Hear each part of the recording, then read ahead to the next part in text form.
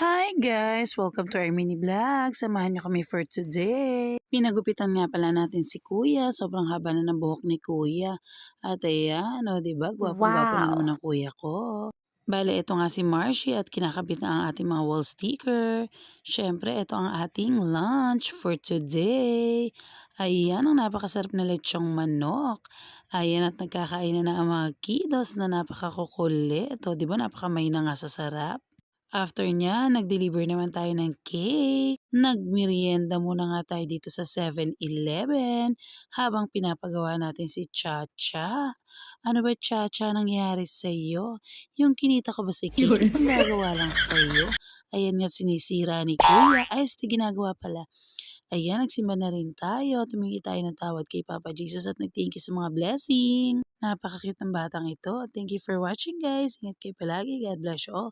Good night!